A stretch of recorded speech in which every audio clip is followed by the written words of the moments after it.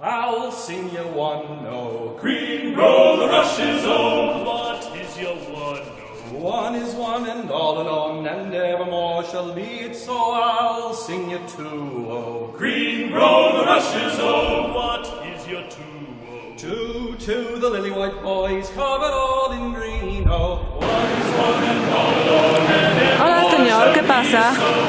Ah, ¿qué pasa? I'll sing you three, oh. green grow the rushes, oh. Hola, witajcie z Ekwadoru, w którym jestem razem z Mateuszem. Pierwszy raz w Ameryce Południowej. Będzie cała seria właśnie z Ekwadoru. Strasznie ciężko jest zacząć, bo nie wiadomo od czego zacząć tak długą podróż. Zacznijmy więc z grubej rury.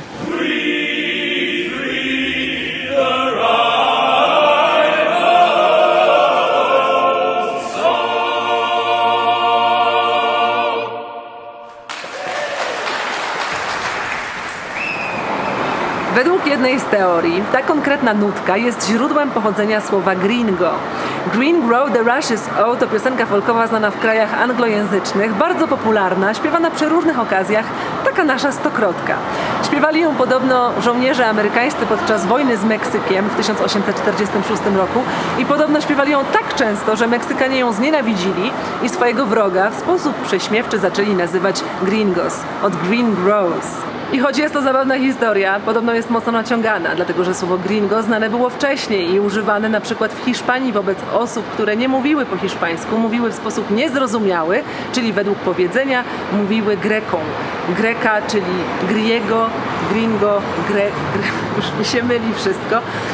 Natomiast, jeśli jesteście w Ameryce Południowej i ktoś traktuje was z góry, i na przykład na targu dostajecie wyższą cenę, bo sprzedawca w otwarty sposób mówi, że nalicza wam podatek od bycia gringo, możecie wyjaśnić z dumą, że my nie jesteśmy gringosami, jesteśmy Polakami, którzy nie mieli wiele wspólnego z Ekwadorem na przykład.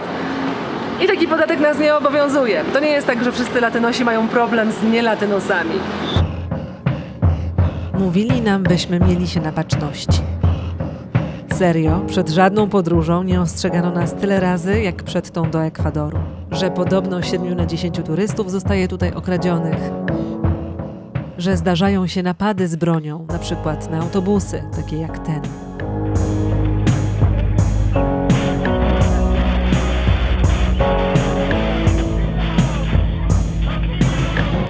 A my dodatkowo zabieramy drogi sprzęt do kręcenia, a po mnie od razu widać z daleka, że nie jestem tutejsza.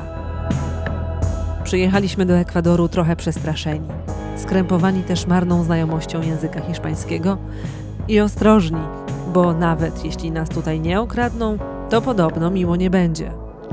Bo Ameryka Południowa to nie jest miejsce dla gringo.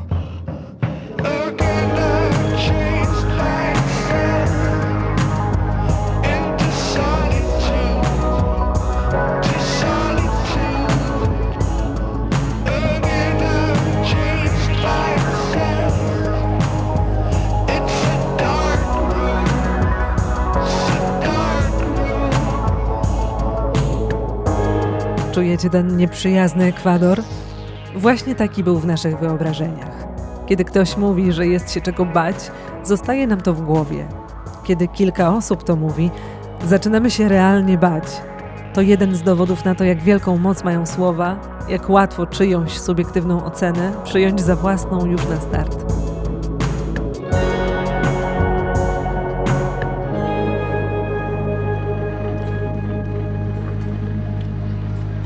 No hay. ¿Hay o no hay? A! No. Aj! O co chodzi? Czy jest to w Polsce? A, sí, sí. Sí hay, sí, sí hay. Sí, pero diferente. Diferente. Muy más pequeño. Más pequeño. Sí. Por sierra Claro, aquí cierra. y trabajo. Trabajo, Sí. mano. Okej. Do pracy i na... Tak, no. Do czego może być lina? Ale okazja do poćwiczenia hiszpańskiego. Dokładnie.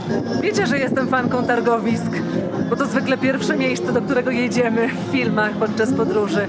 Tutaj tętni serce miasta, tutaj sąsiedzi spotykają się na plotki. To jest to, co dzieje się, zwłaszcza w małych miejscowościach. Hola. Tak, pan mnie rozproszył. Dzisiaj jesteśmy w Andach, w miejscowości Cañar, w miejscu, gdzie co niedziela odbywa się taki targ.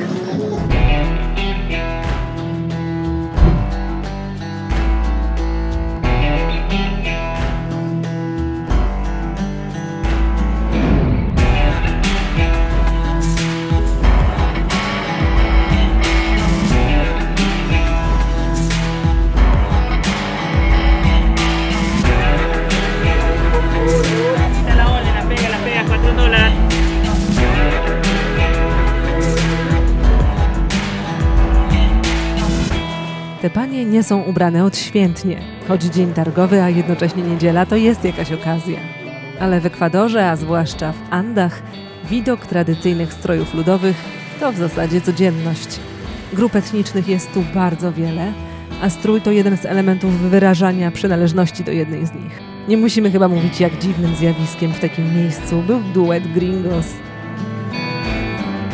Właściwie na każdym stoisku, z kimkolwiek byśmy nie rozmawiali, witają nas uśmiechy. Ludzie są niesamowicie mili. Wszyscy zapytują, skąd jesteśmy, dlaczego przelecieliśmy połowę świata, żeby wylądować na targowisku właśnie w Cañar. I nawet jeśli z kimś nie jesteśmy w stanie zadzierzgnąć nici porozumienia, ponieważ na przykład nie mówimy wystarczająco dobrze po hiszpańsku, to i tak każdy się do nas uśmiecha i wygląda to bardzo życzliwie.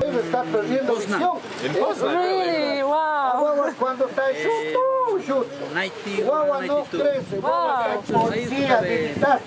Esto, vitamina y te da la guagua para que Katarzyna!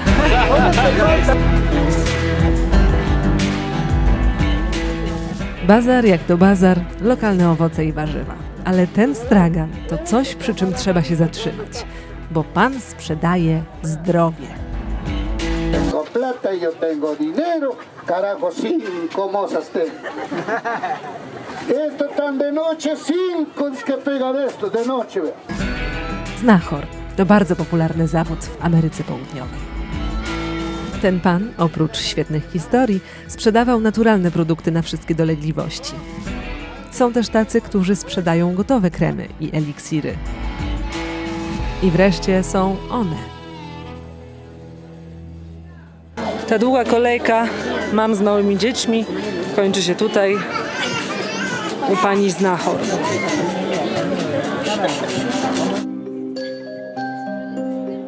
Nazywają je mamitas, w dosłownym tłumaczeniu mamuśki, a w Polsce określilibyśmy je jako szeptuchy.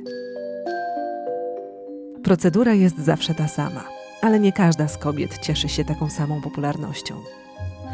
Na początku mamita omiata pacjenta witkami.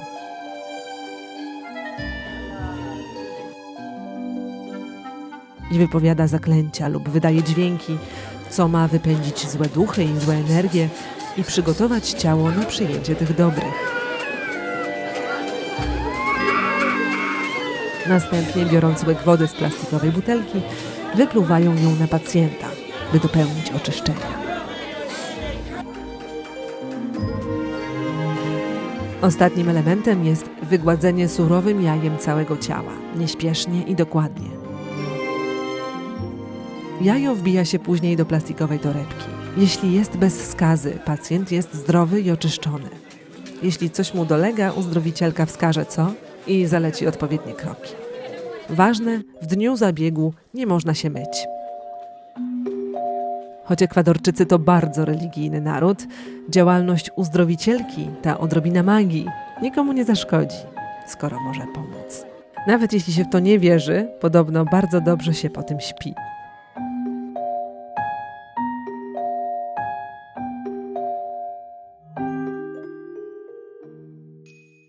Zatrzymajmy się tutaj na moment. Co łączy tę panią z Johnnym Deppem?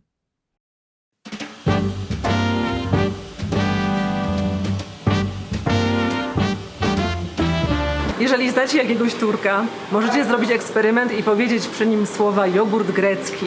Istnieje bardzo duża szansa, że dostaniecie cały wykład o tym, jak źli Grecy ukradli PR-owo koncept Turkom, dlatego że jogurt powinien się nazywać tureckim, bo powstał na terenie Turcji. Dodatkowo słowo jogurt to jedyne tureckie słowo, które przeniknęło do języka międzynarodowego. Nie wiem, czy to prawda, dlatego że konflikt turecko-grecki trwa od wielu lat i dotyczy bardzo wielu aspektów, natomiast czemu mówię o tym w fabryce kapeluszy? Dlatego, że jeśli to prawda, to te kapelusze spotkał dokładnie taki sam los jak jogurt turecko-grecki. Te kapelusze nazywane są kapeluszami panamskimi, cały świat je zna pod taką nazwą. Są super popularne w Stanach Zjednoczonych, a wymyślono je w Ekwadorze. I've been to the top of Mount Everest. I've sailed the 7 seas. I've shared the stage with all the best. Lot of good it did for me. I've walked the wall of China, walked till my feet were sore. Came home to Carolina. and found my love next door. Kapelusz jak kapelusz, można pomyśleć. Co jest takiego w słomkowym kapeluszu, co sprawia, że kosztują one kilkaset, nawet $1000. Te konkretne kapelusze, czyli sombrero de paja toquilla, zrobione są z jednej konkretnej palmy, a dokładnie z liści łyczkowca dłoniastego, które te liście po odpowiedniej obróbce, po wielu etapach produkcji nabierają specjalnych właściwości. Taki kapelusz po pierwsze jest bardzo lekki, po drugie przewiewny. Te najlepsze są wodoszczelne i jeśli na was pada, to buzia wam nie zmoknie. Dodatkowo można je dowolnie zgniatać. Jeśli walniecie je na spód torby i przygniecicie wszystkim, co macie, one po wyjęciu wrócą do pierwotnego kształtu. I te najlepsze kapelusze, przeciągnięte przez obrączkę, rozłożone, później będą wyglądać jak nowe. Tak mówią. Spoko? Well, what do you know? I did and I've traveled the world. Yeah, what do you know? To find a brown-eyed man for a blue-eyed girl. What do you know? Mała rodzinna firemka produkuje sobie te kapelusze w Ekwadorze, po czym ktoś wpadł na pomysł, aby eksportować je do Stanów Zjednoczonych. To jeszcze jest za mało, aby coś stało się kultowe, natomiast zbiegło się to z budową kanału panamskiego. Inżynierowie używali tych kapeluszy z przyczyn pragmatycznych, natomiast oczy całego świata zwrócone były właśnie ku tej budowli, zdjęcia obiegały cały świat i tym sposobem kapelusz ekwadorski stał się kapeluszem panamskim.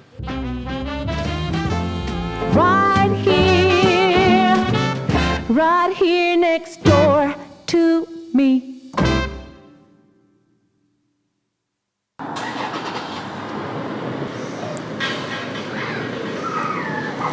Cześć, witamy z Puyo, miejscowości, która jest na granicy dżungli, tuż zaraz za Andami. Przyjechaliśmy tutaj, żeby się z kimś spotkać. Pogoda diametralnie inna, niech skręt moich włosów mówi o tym, jak tutaj jest wilgotno. A to Mateusz nagrywa film dla patronów. Making of a... nawzajem. Nagrycepcja. Czemu ja tak do złudzenia zawsze piłuję, że warto jechać do małych miejscowości poza utarty szlak? Ameryka Południowa wydaje się być dobrym przykładem, dlatego że wrzuciliśmy ostatnio kilka zdjęć na Instagrama, ludzi, portretów i kilkoro z was dziwiło się, poczekam aż przejedzie, jakim cudem w ogóle udało nam się zrobić zdjęcia kogoś z miejscowych, dlatego że oni mieli zupełnie inne doświadczenia, ludzie przeganiali, widząc osoby z aparatami.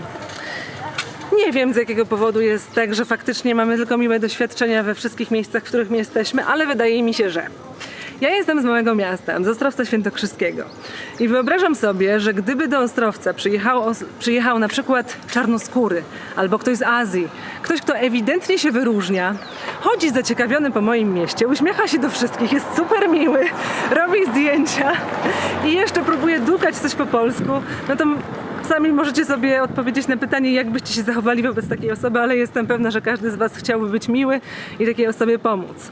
Natomiast jeśli mieszkacie w miejscu turystycznym, w którym codziennie grupy turystów wycelowują w was aparat i czujecie się jak w ludzkim zoo, a nie jakby ktoś was po prostu odwiedzał i był ciekawy waszego miejsca,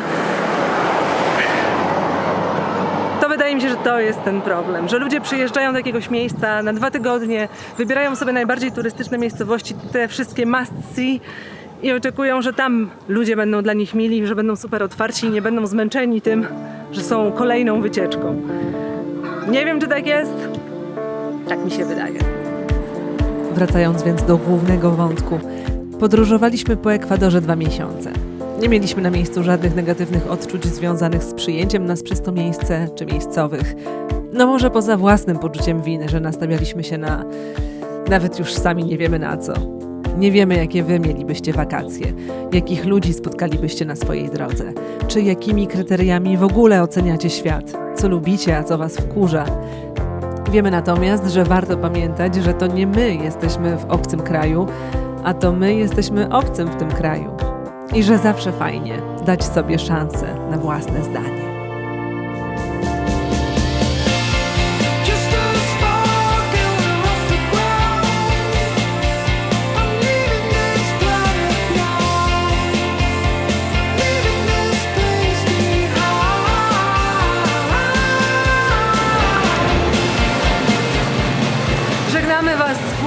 To był pierwszy odcinek. Widzimy się w dżungli.